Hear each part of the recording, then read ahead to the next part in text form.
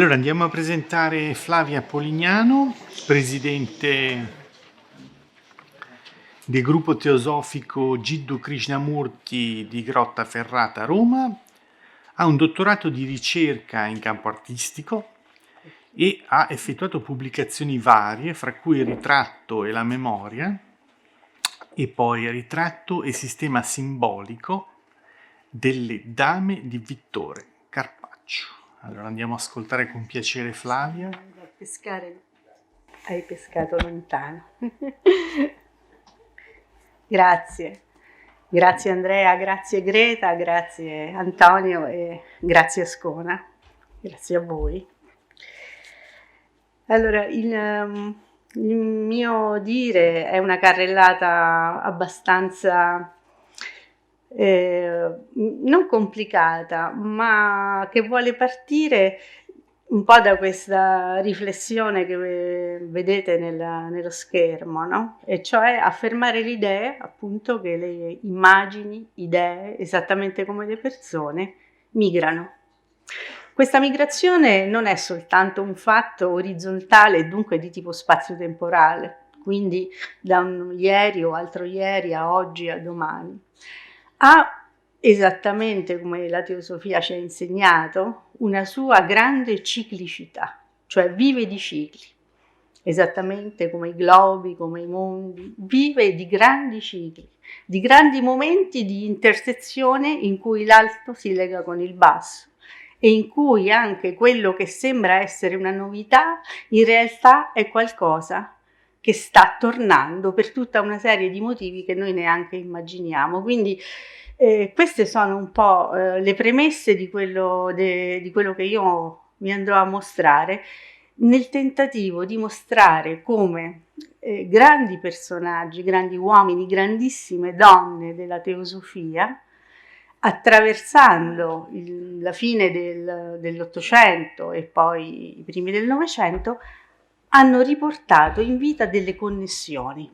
Ed è questo il senso di quello che voglio veramente affermare. Quindi, da un lato, il concetto di ciclicità.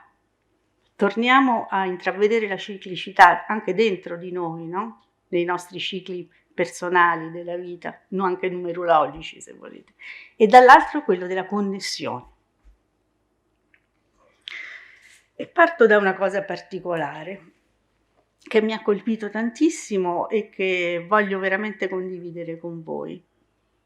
Ho intercettato, anche casualmente, io ho studiato tanti anni fa per tutta una serie di motivi legati ai miei studi diciamo rinascimentali, ho studiato all'interno del Salone dei Mesi di Palazzo Schifanoia, ho studiato tutta una serie di cose.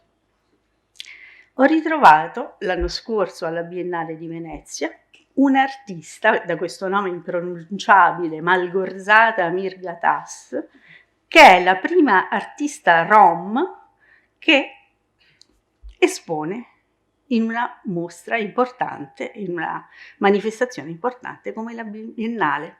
E che cosa fa questa artista? Intanto trova questo bellissimo titolo, Reincantare il mondo. E poi lei che cosa vuole fare? Vuole raccontare ovviamente la sua storia, è molto giovane, ma soprattutto intende raccontare la storia di questo piccolo paese dove lei vive, sui monti Tatra, ai confini tra Polonia e Slovacchia, dove vive la più grande comunità rom europea. La vuole raccontare in funzione matrifocale, matrilineare, perché la storia di queste comunità è una comunità di donne, e soprattutto vuole reincantare il mondo, perché intende raccontare il bello, il positivo, tutto ciò che di bello e di grande hanno i Rom, no? Se voi pensate, no, a tutte le grandi forme pensiero sui Rom, naturalmente, no? E come lo fa? Lo fa immaginando di tessere attraverso tutta una serie di stoffe che taglia e che cuce in maniera bellissima, usando però che cosa? Il sottotesto di Palazzo Schifanoia, che è in particolare il Salone dei Mesi, dove in una dimensione di grande complessità succede che Borso d'Este, che è il committente non solo del palazzo, lo era stato il padre, comunque del salone, fa mettere in scena ad un grande bibliotecario tutta la propria storia personale in una chiave astronomica, astrologica, dove l'alto si riverbera con il basso attraverso tutta una serie di dettagli incredibili in cui si scopre che le attività del principe, le attività della corte sono connesse con questa grande realtà del cielo. Mi fermo qui perché ci sarebbe tanto da dire e naturalmente non è questo il contesto. Questa nostra artista rom vuole rincantare il mondo connettendosi con questa realtà magica, astronomico-astrologica del passato, di un passato lontano. Siamo nella seconda metà del 400 all'interno di una corte coltissima, una corte, pensate, che aveva immaginato di poter vivere alla maniera neoplatonica, quindi scartando tutto quello che sono invece le coercizioni di altre modalità di pensiero. E quindi lo spazio ferrarese risuona in questa artista e usa questi strumenti, li usa per reincantare, per reinventare il mondo. E quindi, come ho già detto, l'impianto di Palazzo Schifanoia è un impianto in cui la magia, l'astrologia la fanno da padrone in una maniera molto molto interessante. Che cosa succede? Che per la prima volta, ieri è stato nominato in maniera molto interessante il più grande storico dell'arte e naturalmente non solo storico dell'arte, ma soprattutto antropologo, che è Aby Warburg, perché è stato nominato, perché il suo istituto è stato nominato come Aby Warburg, perché ormai essendo l'istituto, il Warburg e il Courtauld sta a Londra, quindi ormai così, che era un ebreo hamburghese che negli anni 30 deve scappare dal nazismo che è arrivato e porta via una biblioteca straordinaria di immagini, ed è il primo che ha studiato Palazzo Schifanoia. È il primo che si è interrogato su queste immagini astrali, è il primo che individua tutte le fonti astronomico-astrologiche di questo ciclo, che sono fonti arabe, sono fonti greche, sono fonti latino. Io ne ho messo le tre più importanti: Manilio, Gumasar, Pietro d'Aban, Picatrix, eccetera. Ma non è questo il punto. L'idea di una connessione. Questa giovane artista rom individua in qualcosa che è accaduto a Ferrara a metà del 400, ritrova la sua connessione per raccontare in positivo e in maniera matrifocale, quindi, e vedremo poi quanto è importante questo termine, perché dopo accennerò anche a Maria Gimbutas, a questa grande archeologa e antropologa che si è occupata appunto di tutto ciò che ha a che fare con la dea, con lo studio di queste grandi società e civiltà appunto matrifocali. Qualche immagine di Schifanoia, di cui vi prego di vedere tutta la bellezza, ma anche tutto l'enigmatico, perché se qui noi non sapessimo che siamo, va bene, nel mese dell'Ariete, perché questo si vede, si capisce, si intuisce, ma chi è quel personaggio con la corda, la pelle scura, gli occhi sgranati? Bene, quello ha a che fare con Abu Masar, cioè con questa fonte in cui si parla dei decani, cioè dei reggenti dei mesi. Ogni mese è tripartito in 10 gradi, ogni grado, ogni fetta del mese ha una sua reggenza astrologica, quindi ha un suo una sua eco che si riverbera però nella realtà del giorno, nella realtà, e quindi la corte vive, sopra c'è la fascia degli dei, poi l'intervento dei decani, il mese, le energie planetarie e finalmente l'attività della corte sotto, che è, come dire, specularmente interessata a tutto quello che accade sopra. A Ferrara succede però che c'è anche un'altra cosa molto interessante, cioè giocano molto a carte. È una battuta, naturalmente. In questi spazi riservati di questo grande macchina che è Palazzo Schifanoia, un posto pensato per la corte, un posto di ozi, un posto dove si canta, dove si balla, dove appunto si fa musica, dove si fa tutto anche quello che abbiamo ascoltato meravigliosamente ieri. C'è tutta questa parte divinatoria, c'è tutta questa parte in cui le stelle sono molto presenti, la divinazione lo è e l'attenzione alla ciclicità della vita. Quindi noi abbiamo la produzione di un mazzo di carte bellissimo che prende il nome di Solabusca, vabbè, perché c'è tutta una storia, diciamo, dietro, ma a noi non ci interessa questo. È il primo grande mazzo di tarocchi che viene, ce ne sono naturalmente molti altri all'interno delle corti italiane nel 400, ma questo è interessante perché è completo e quindi ha tutte le 78 carte.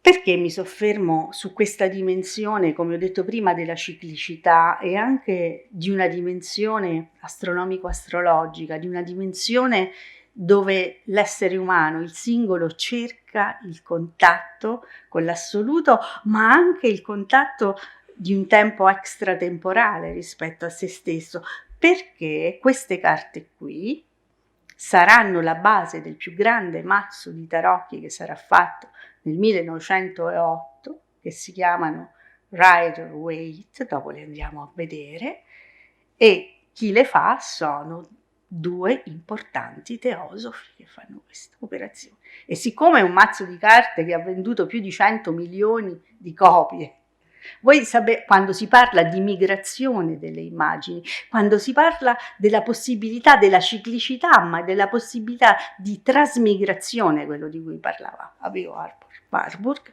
è esattamente questo. Le immagini migrano perché un sentire in un altro spazio-tempo, in un altro contesto che però è sensibile, come quello teosofico dei primi Novecento, in tutta Europa è sensibile alla dimensione delle carte dei tarocchi. Improvvisamente noi abbiamo una fioritura di mazzi con i loro adesso bellissimi antecedenti che andremo a vedere velocemente perché è tutto, dobbiamo stringere, però questo è un po' la mia premessa a tutto quello che voglio dire.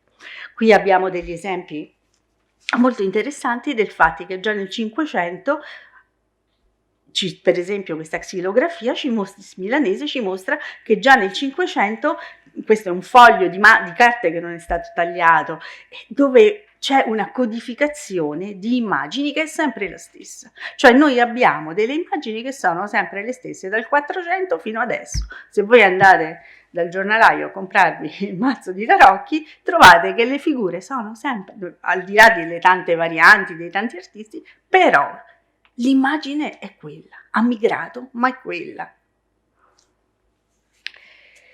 Ma andiamo avanti, perché lo studio dei tarocchi ha dei grandi precedenti importanti, sia sul piano della stesura delle carte stesse, ma su tutto quello che è il grande méliès, il grande contesto di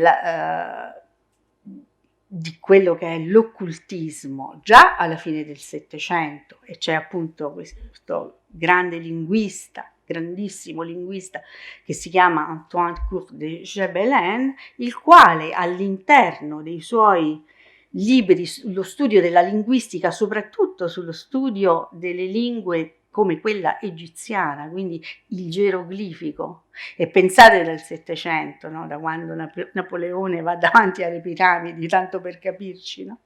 Da come è importante l'egittologia. La pittura del Novecento quanto deve all'egittologia? Sono tutti spunti, naturalmente. E quindi Kurt Chapelain, in questo libro sui mondi primitivi, inizia a fare questo discorso che è per noi molto interessante. Inizia, senza avere delle fonti filologicamente di valore, a dire: guardate, le carte, il tarocco, le carte, questa divinazione, questa arte del divinare ci arriva attraverso i libri di Thoth, cioè questi libri misteriosi dove è raccontata il funzionamento del mondo, la storia del mondo. Quindi ricordatevi anche quello che ho detto prima, è quello anche come queste informazioni arrivano per esempio anche nel Rinascimento, naturalmente, però adesso non ci interessa.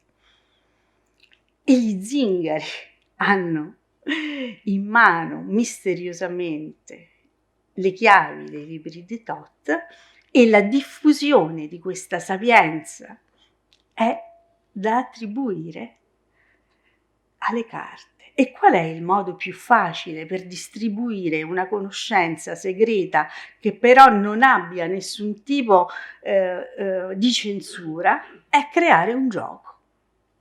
E quindi ecco che le carte dei tarocchi iniziano ad avere la loro grande migrazione. E naturalmente si inizia a parlare appunto di egittologia, ma anche di Kabbalah, perché le carte, gli arcani maggiori cosiddetti, lo sapete benissimo, sono 22 e 22 sono le lettere ebraiche. Quindi inizia questa grande connessione che farà soprattutto Eliphas Levi, grande amico della Blavatsky. Sul Theosophist quanti articoli ha pubblicato Eliphas Levi. Di recente Diego Fayens ha chiarito tanto bene anche il rapporto di Eliphas Levi, per esempio, col maestro Kuttumi, ma tante cose. Ecco, ecco il lavoro teosofico, il lavoro di connessione. Qualche immagine, velocemente, ma tanto sono sempre le stesse, sono sempre queste. Il tarocco non cambia. Velocemente un altro artista meno noto è Teilhard, e questo perché mi interessa farvelo vedere, perché il mazzo Teilhard non è un mazzo bello, interessante, ma quello che mi interessa è che curiosamente sempre questi nessi, questi yantra, che come direbbe Bernardino del Boca, no? Sono dei momenti interessanti, delle rotture all'interno dello spazio-tempo. Che succede? Che il mazzo di Teilhard esce l'anno della Rivoluzione francese, nel 1789 esce questo mazzo che diventa famosissimo, e tutti i parigini, ovviamente terrorizzati da quello che sta succedendo, si rivolgono a questo Teilhard, che è anche un po' non un impostore, però insomma è uno prezzolato, è uno che fa le carte, vanno, e quindi ha un successo incredibile. E appunto scrive tanto su questo. Ma ripeto, a noi ci interessano le connessioni, e ci interessa come possono essere sfiorate le connessioni tra teosofia e questa circolarità di linguaggi. E arriviamo a quello che dice la Blavatsky, no? Parlando del libro di Thoth, cioè ne dà una grande, quello che posso dire, riconoscimento al libro di Thoth, e parla appunto di come è importante la corretta interpretazione di questo simbolismo, quindi dà uno statuto di grande forza a questo grande mistero. Naturalmente, essendo amica di Eliphas Levi, il grande riferimento di Madame Blavatsky è per l'appunto il testo della chiave dei grandi misteri, e appunto è bellissimo, potete leggerlo, ma è davvero bello. Davanti a noi vi sono alcuni studi sintetici cabalistici sul libro di Enoch e sul taro, rota, ciclicità. Riportiamo dal manoscritto copiato, queste sono le frasi di Eliphas Levi. Non vi è che una legge, un principio, un agente, una verità, una parola. Ciò che è in alto è analogicamente come ciò che è in basso. Tutto ciò che è è il risultato di quantità e di equilibri. E come non dire, dopo lo vedremo, no? Nella prima carta, quella del bagatto, del mago, dove è questo il principio che ci aspetta di essere investigato attraverso il viaggio nella rota. Voi sapete che le carte possono essere disposte in cerchio, oppure in un binario di 11, oppure in settenari 7x3 21, lasciando il matto che è senza numero, cioè il numero 0. Quindi possiamo fare una serie di operazioni di tipo numerologico, ma anche di tipo naturalmente filosofico, investigando la numerologia. E quindi Eliphas Levi è il grande mago, diciamo, ancora prima della venuta di un altro grande facitore di tarocchi che è Gérard d'Encausse, Papius, che farà anche lui il mazzo dei tarocchi bohemien, e dietro tutto questo mondo di magia, di astrologia e di connessione con l'alto c'è la teosofia.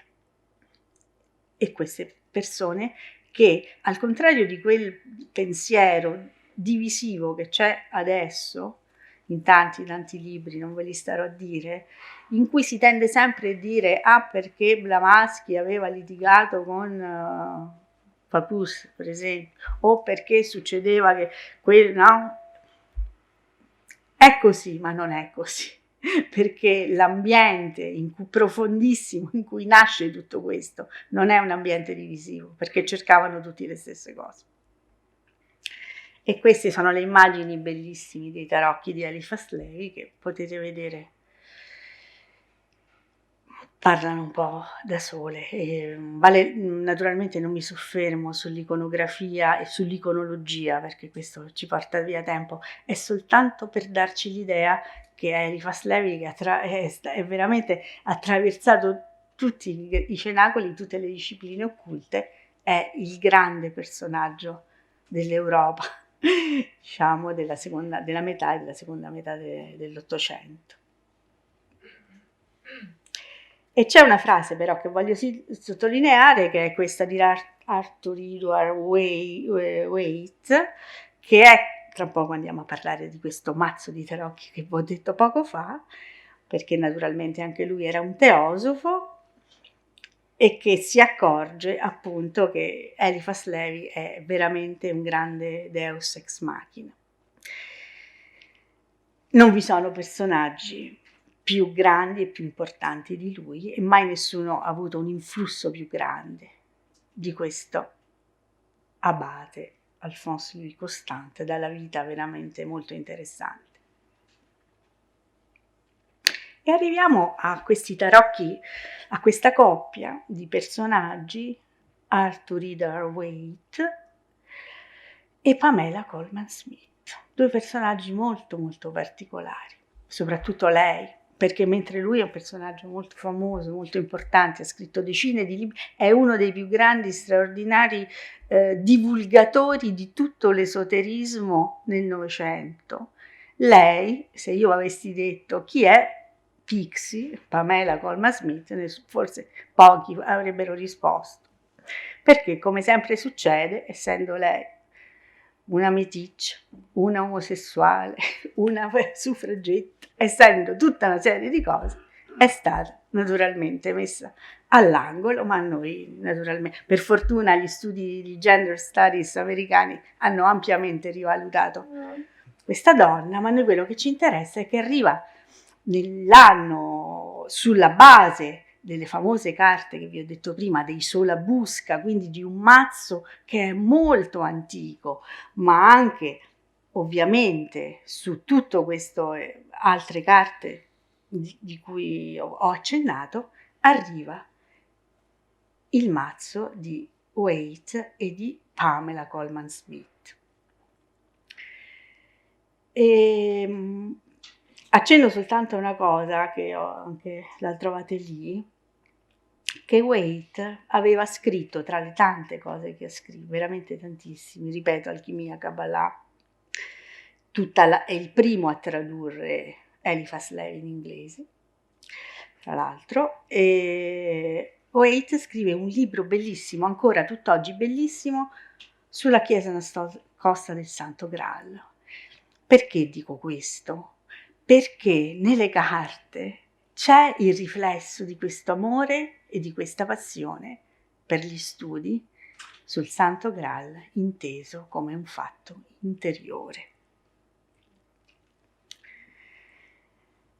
Un breve accenno a Pixie. Lei si incontrano, lei fa parte di grandi cenacoli esoterici. Quello più interessante sicuramente è quello della Golden Dawn a Londra, perché lei è anche, oggi diremmo una mistica, ma è semplicemente una veggente.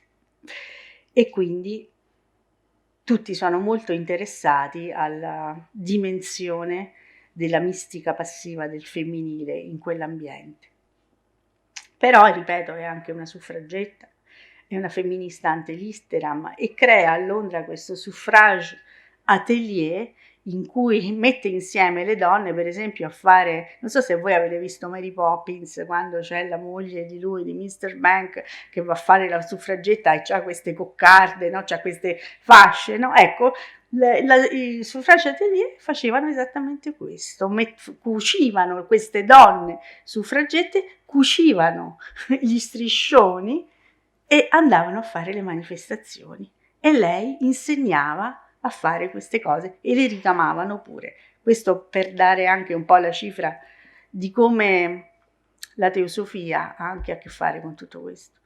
Perché stiamo negli anni quali? 1907, 8, 9, quando Besant è anche la portatrice di un grande progressista messaggio sociale a tutti i livelli. E quindi, insomma, diciamo che la Besant non so se si sono conosciute, ma sicuramente c'è una connessione, appunto, quello che dicevo prima.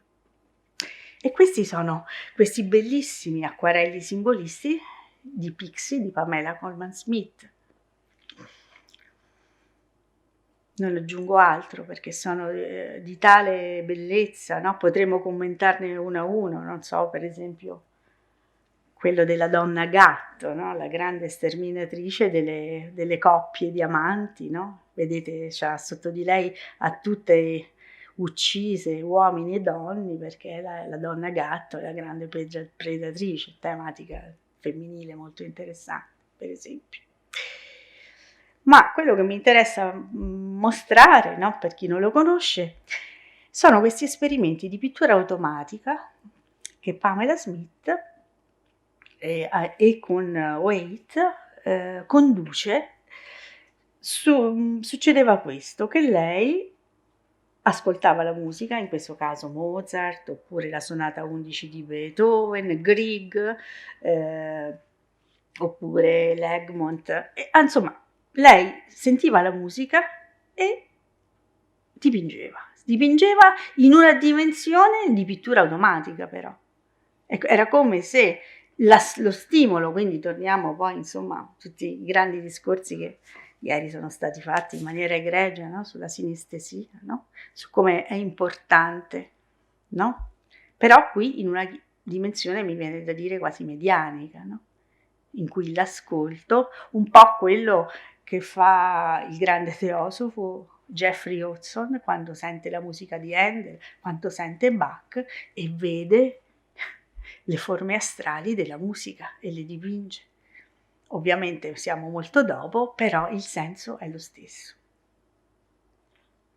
Ancora altre opere della Pixie, ripeto, un'artista veramente, veramente dimenticata. Tra l'altro lei faceva anche delle bellissime illustrazioni per i libri dei bambini. Eccole qua, alcune.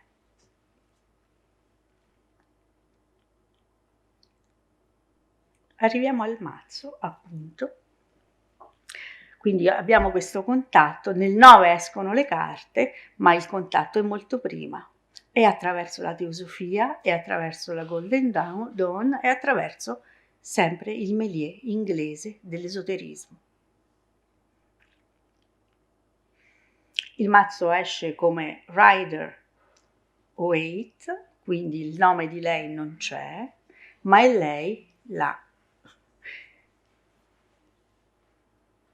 l'artista che li disegna.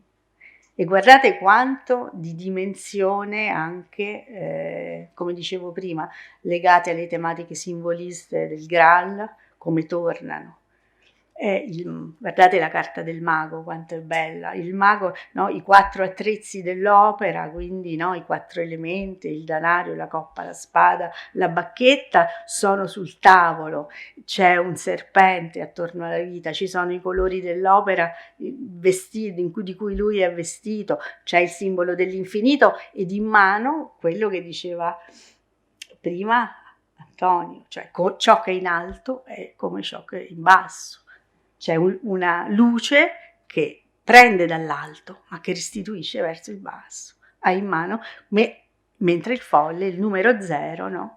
Siamo noi che perduti nel mondo, dietro, nel ciclo, nella ciclicità che non riconosciamo più, nella perdita totale di senso del significato della vita una, andiamo dritti allo sprofondo e senza neanche accorgerci.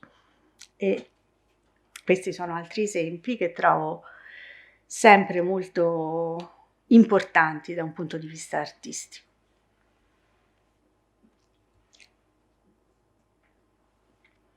E questa è la prima edizione della Chiesa nascosta del Graal. E questa è la traduzione, invece viene usata la carta del mago da Arthur Rider-Waite quando invece lui traduce Eliphas Levi. È molto bello anche il monogramma di Pamela Colman Smith perché somiglia a un caduceo ermetico, cioè la P scende in basso, poi la C, poi la S, è un caduceo, Hermes. E qui ho messo, prendendole dalla rete, naturalmente dei raffronti molto interessanti perché la Pamela studia e quindi studia le carte sulla busca e studia e riporta testualmente, sono delle citazioni di queste famose migrazioni che dicevo, migrazioni delle immagini tra il mazzo sulla busca e il mazzo che lei crea. Ho accennato al Tarocco Bohemien di Papus che esce sempre nel 1909 ma che non ha né la bellezza né la forza sul piano iconografico rispetto al mazzo Rider-Waite. Però certamente Papus è oltre che essere un teosofo, anche se lo è per poco tempo, però è il grande traghettatore dopo Eliphas Levi di tutta la cultura esoterica. Aveva contatti con tutta Europa, fino alla Polonia, fino alla Russia. Era un medico, attenzione, però studiava il mesmerismo, studiava le vibrazioni, studiava tutto quello che era in connessione con le frequenze. E siccome ci sono ultimamente anche usciti dei libri non molto belli su di lui perché per tutta una serie di motivi, io credo che bisogna rendere ragione, al di là di tutto quello che Papius è stato nel bene e nel male, nel fatto che è morto nel 1916 servendo la sua patria sul fronte franco-tedesco ed è morto perché lui aveva un'ambulanza, la famosa ambulanza 14, con cui girava e andava a prendere i soldati che morivano nelle trincee. Quindi è morto servendo perché aveva capito tutta una serie di cose. Naturalmente Papius è anche il fondatore dell'ordine martinista e questo è molto importante perché il martinismo, contrariamente a quello che si crede, è una grande esperienza che tocca la Francia e tocca tantissimi artisti insieme alla teosofia e c'è molta unione tra i due. Ecco, il mazzo di Pérouse è molto scadente dal punto di vista naturalmente delle immagini, niente a che vedere con quello che ho mostrato prima, però quello che conta è che c'è di nuovo l'eco di quello di Cour de Chebelin e di Eliphas Levi, cioè sono messe tutti i linguaggi, quindi il sanscrito, l'ebraico, l'egiziano, c'è questa idea di poter trasportare tutte le discipline esoteriche anche nel linguaggio del tarocco, quindi sostanzialmente in una chiave anche numerologica, perché le lettere sono frequenze, sono simboli, sono numeri e via di questo passo. Anche questo è un caso interessante di questo barone Gregory von Mewes, perché anche lui, naturalmente arrivano i sovietici, arriva la rivoluzione, siamo nel 17 e tutte le carte viene perseguitato, viene mandato in un gulag in tempi non sospetti, e quindi tutto il materiale di quest'altro russo, che è legato alla teosofia, è legato soprattutto al martinismo e alla massoneria russa, anche lui farà, scusate, il suo mazzo. Un'altra cosa interessante è perché una sua allieva, cerco di accelerare perché credo che forse sto sforando con il tempo. No, sei ancora... Sono ancora... Siamo. Mi fa piacere.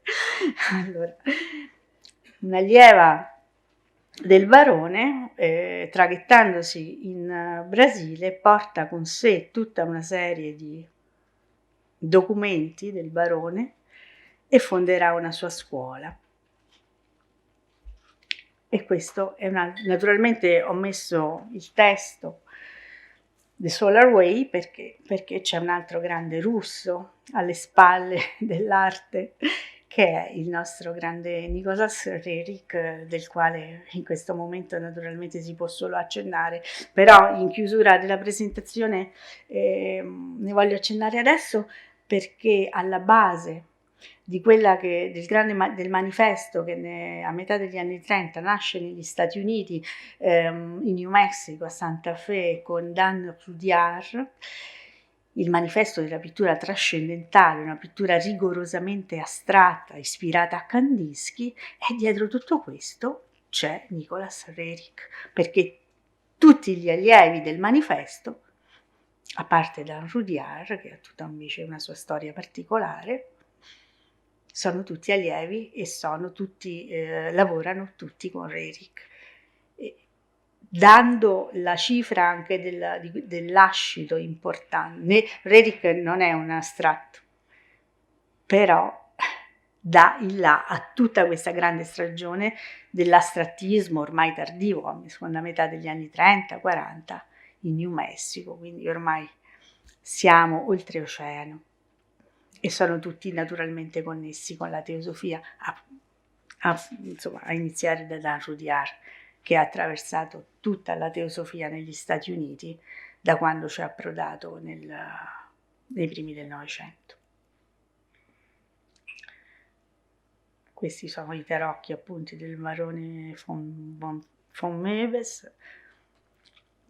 E arriviamo ai tarocchi di Munisadou, che anche lui è allievo, che fa una grande sintesi, perché Munisadou è stato anzitutto un teosofo, ma poi è diventato un allievo di Ramana Maharishi, il grande ashram di Tiruvannamalai, non so se lo conoscete.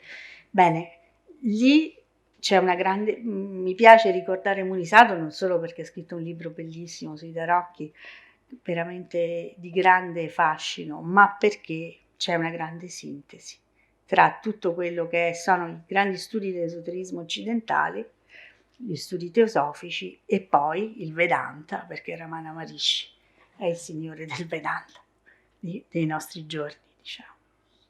Ecco i tarocchi di Munisadou, però l'iconografia è sempre quella, non cambia niente. E i volumi della Rota Magica dei tarocchi però vale la pena che siano studiati. L'ultimo mazzo, anche qui il contesto è sempre quello del Méliès francese di Papius, di Péladan, no? Del centro apostolico, della Rosa Croce, del Salone della Rosa Croce, e di Stanislas de Guaita, che appunto ha avuto Oswald Wirth che era svizzero Oswald Wirth, come Stanislas de Guaita ha avuto Oswald Wirth come suo segretario, e anche qui c'è il suggerimento di fare dei tarocchi, e siamo sempre in questi anni di primo Novecento.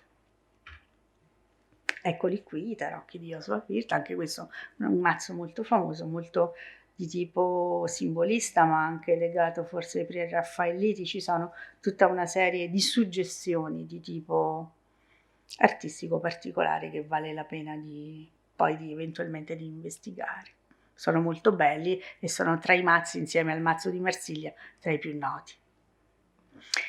E chiudo questa prima parte soltanto dando, a proposito delle migrazioni, no? Il tema della divinazione, il tema del senso della rota, del cerchio, del tarot, quindi di cercare la connessione con un percorso individuale come è quello di ciascuna carta che noi ritroviamo nella sua interiorizzazione, arriva fino a questo artista allieva ideale di Antoni Gaudí, che è Niki de Sanfal, che fa il suo parco di tarocchi negli anni 70-80 vicino Capalbio, tra Lazio e Toscana, e scrive una delle pagine secondo me più belle della storia dell'arte legata ai tarocchi, ma anche legati alla gioia di vivere, calcolando insomma una serie di disgrazie personali della biografia personale che adesso non starò a dire di quest'artista.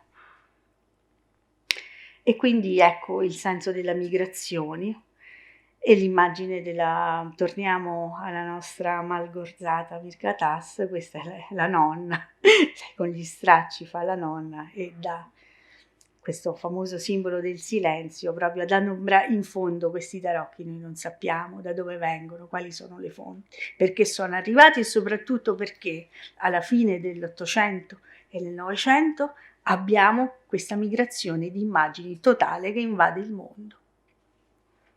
E questo però ha a che fare con la teosofia in maniera molto molto molto più forte di quello che noi non pensiamo.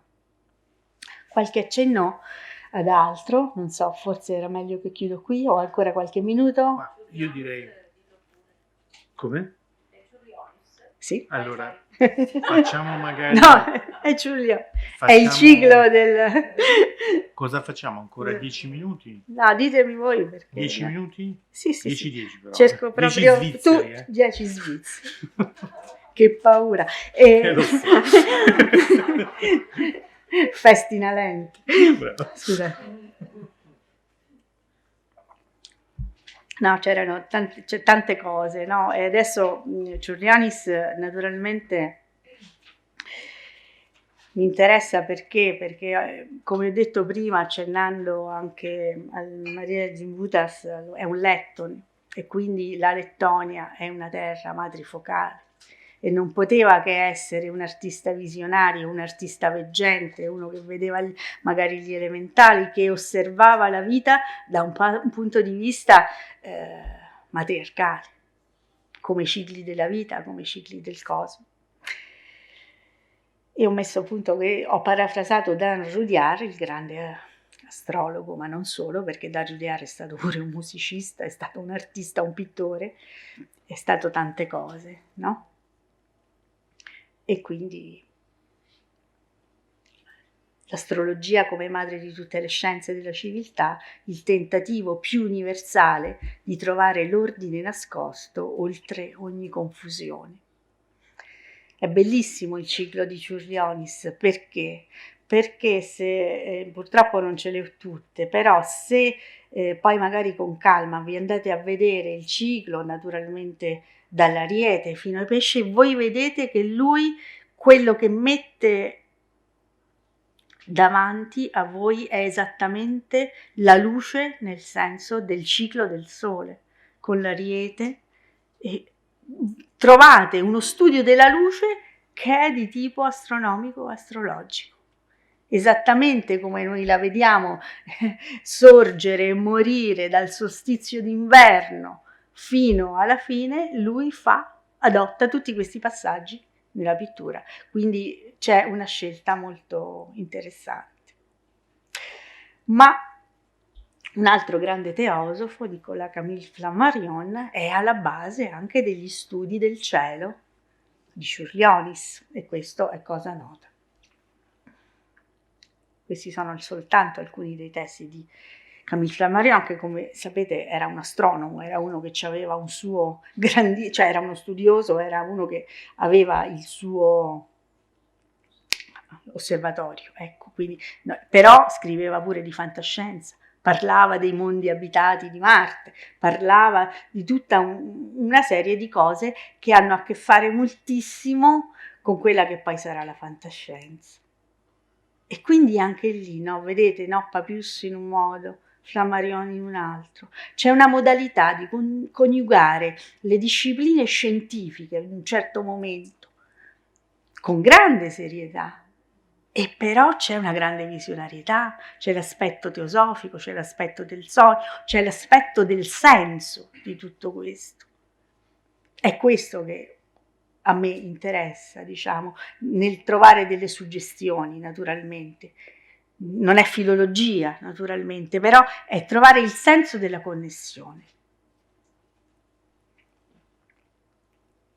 E qui volevo soltanto un momento accennare a Čiurlionis di nuovo, prima di far vedere qualche immagine, perché ieri si è parlato appunto anche, no, della sinestesia, no, da Wagner in su, no? Ecco questa lettera alla moglie, sempre questo 1908, questi anni che sono veramente portatori di grandissime novità, no? Vorrei comporre, lui muore giovanissimo, no? Muore nell'11, è malato, viveva in un bosco, certo in una foresta, ogni tanto da lì dipingeva e aveva le sue visioni. Vorrei comporre una sinfonia sul mormoria delle onde, con il linguaggio segreto delle foreste millenarie. Guardate, l'acqua, il vento, con il luccichio delle stelle, il cielo. Poi alla rivolta a Sofia con le nostre canzoncine e la mia tristezza infinita.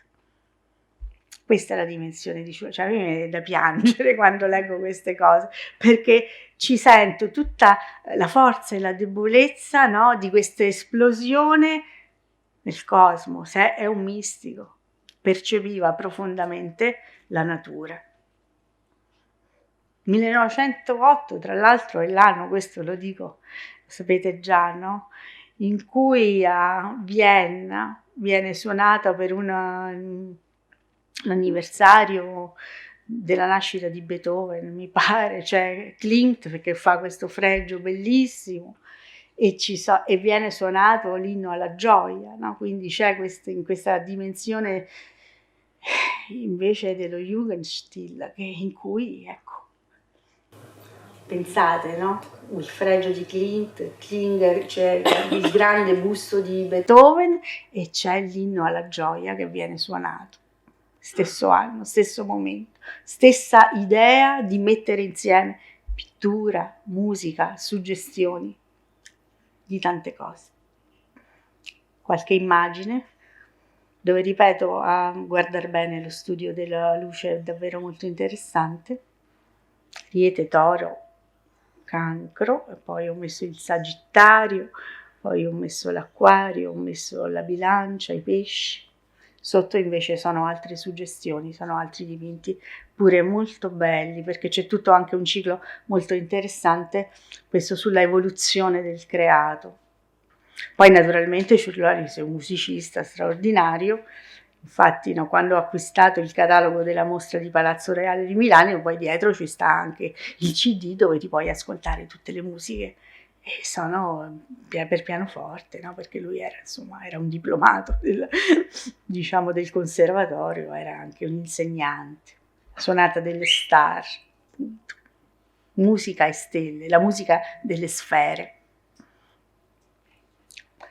Questa è ancora molto interessante. Mi ha incuriosito molto la terza in alto, no? Dove tra l'altro lui scrive in polacco, Sztanzi, non so se lo dico bene perché il polacco non lo so, e sia, no? Questa dimensione della creazione, il dipinto prima, no? Cioè il demiurgo che osserva qualcosa, no? Questa divinità, l'antico dei giorni, che sta per creare, no? E poi questa mano che dà il via alla creazione, in questa nero fitto. Velocemente accenno a Rudyard, soltanto per dire che per me è una delle personalità più straordinariamente importanti di tutto il Novecento. Tra l'altro ha attraversato tutto il Novecento perché è nato nel 95 ed è morto nell'85.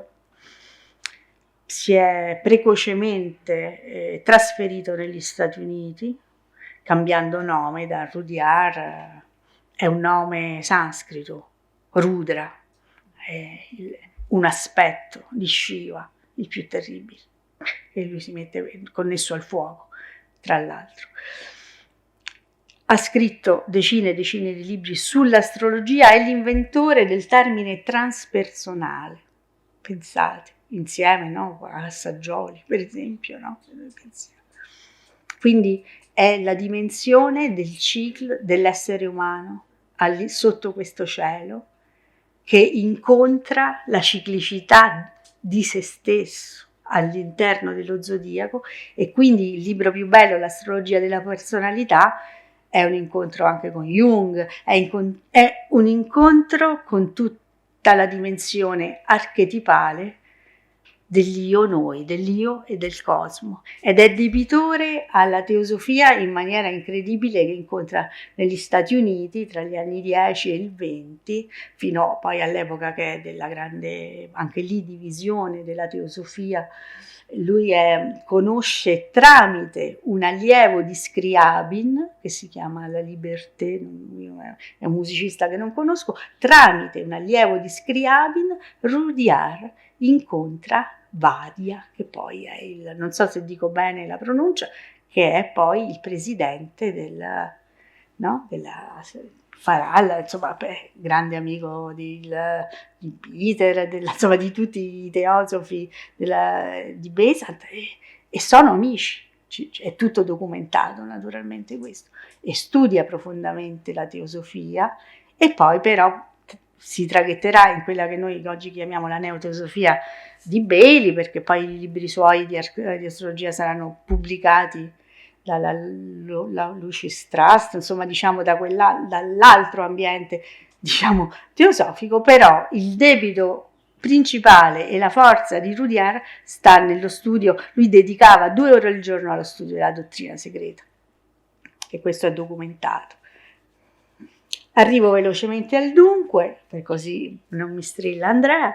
Ecco, arriviamo al momento in cui però siamo ormai nella seconda metà degli anni 30, dopo aver scritto tantissimo di astrologia, sperimenta la pittura. Naturalmente lui nasce musicista, e attenzione, ha anche scritto dei libri su Debussy all'inizio della sua carriera, diciamo.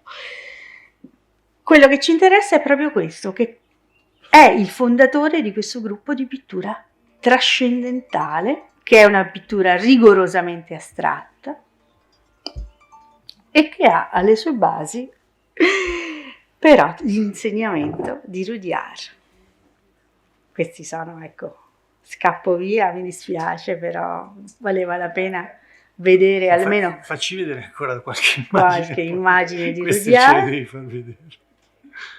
Sei la tentatrice. Sì, sono, certo, ma io, diciamo, il mio lavoro è quello di creare una rottura dentro una dimensione che poi è chiaro, no? Se leggere un'iconografia di questi quadri, cioè, richiede un grande studio, no? Però tutti possiamo dire, ok, sì, Kandinsky qui ci sta, cioè, naturalmente. E quindi, ecco, questi è soltanto, naturalmente, poi qui siamo già, insomma, seconda metà anni 40, quindi insomma siamo lontani da quello che abbiamo evocato. E finisco con un'altra suggestione, l'ultima, perdonami. La teosofia arriva nei fumetti, perché Martin Mister, non so se lo conoscete questo molto famoso, no? Il personaggio, diciamo, di Martin Mister ha un maestro e il maestro si chiama Kuthumi.